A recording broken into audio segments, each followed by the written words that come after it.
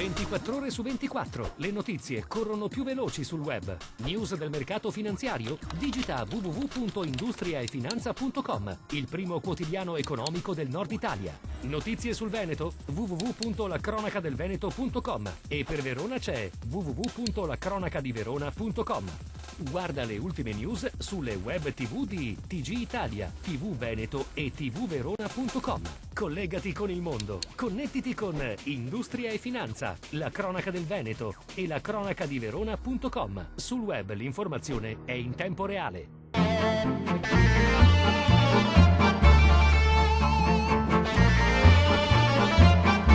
Cortina d'Ampezzo, le sue straordinarie montagne e le fantastiche piste da sci, tra le migliori del mondo, si candidano come sede dei campionati mondiali di sci alpino 2017. La presentazione di questo ambito traguardo è stata fatta a Venezia dal presidente del Veneto Luca Zaia, affiancato dal sindaco Andrea Franceschi. Cortina ha tutte le carte in regola per ospitare una manifestazione al massimo livello e non è nuova esperienza di questa levatura, in quanto ha già ospitato nel 1956 le prime Olimpiadi d'Italia.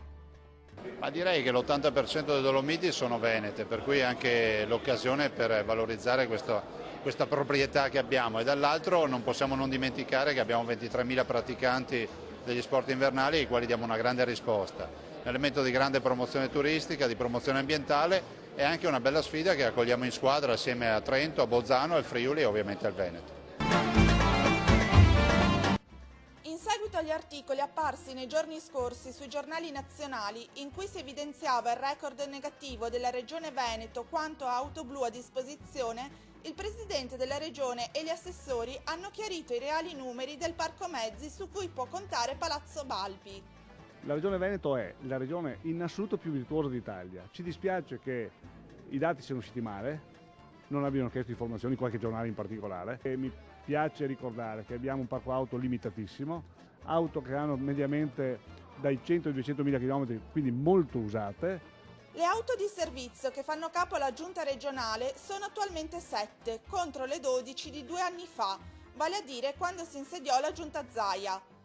Non c'è nessuna giunta regionale d'Italia, fra l'altro con 5 milioni di abitanti, che abbia un parco auto così basso, e solo 34 auto a disposizione di 3.500 dipendenti regionali, Punto, Panda, Croma, quindi auto di bassissima cilindrata, e do come notizia il fatto che i nostri dirigenti regionali, i nostri quadri, non si possono per legge muovere con auto propria.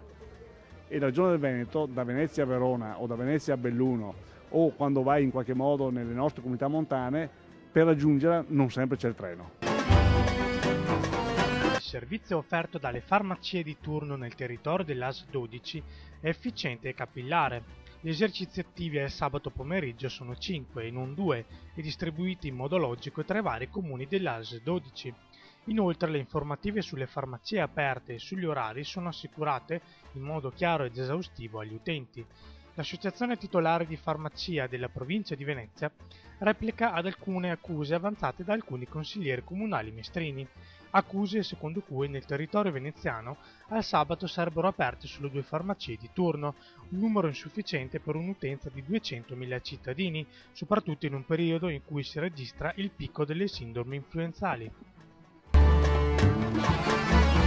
Il problema dell'inquinamento dell'aria della città di Verona e della sua provincia, come si sa, non è una faccenda nuova di questi giorni. Anche l'assessore all'ambiente della provincia di Verona, Fabio Venturi, lo sa bene, e proprio a riguardo ne ha parlato ai nostri microfoni. Ma devo dire che la nostra è un'area un po' condizionata dal dove siamo, nel senso che il cattino della pianura padana chiaramente condiziona tutto il nord. Noi partiamo sempre da dati negativi perché le polveri sottili ristagnano in questa zona. C'è da dire che però la situazione va migliorando perché si stanno abbassando le quantità medie delle polveri sottili, rimaniamo però fuori legge, questa è la verità, e su questo si sta lavorando.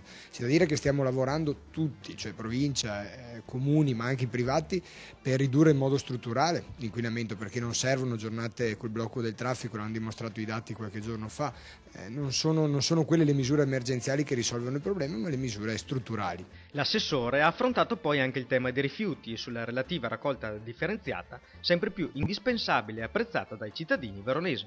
La media oramai veronese arriva quasi al 55% e devo dire che come provincia è un risultato importantissimo, perché se pensiamo che nei grandi centri abitati è molto difficile raggiungere certe percentuali per le dimensioni magari di palazzi che non possono andare al porta a porta, altrimenti avrebbero una discarica sotto casa, devo dire che il trend è clamorosamente positivo.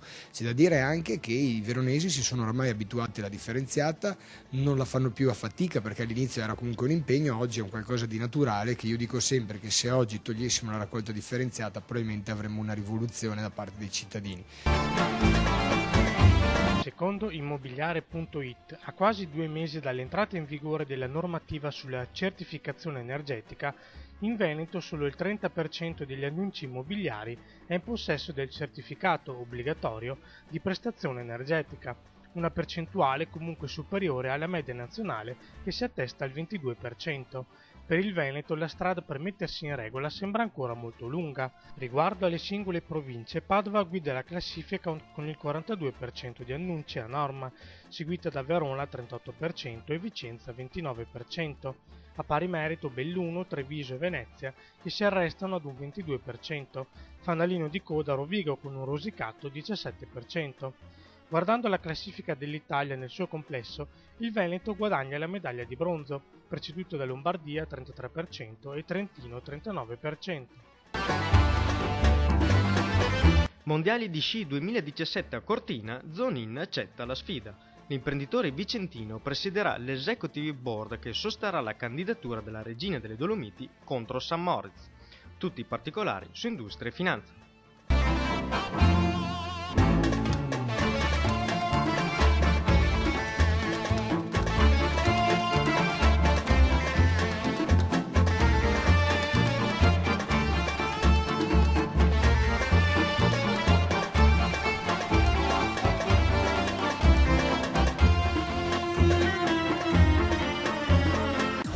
Ore su 24, le notizie corrono più veloci sul web. News del mercato finanziario? Digita www.industriaefinanza.com, il primo quotidiano economico del Nord Italia. Notizie sul Veneto? www.lacronacadelveneto.com e per Verona c'è www.lacronacadiverona.com.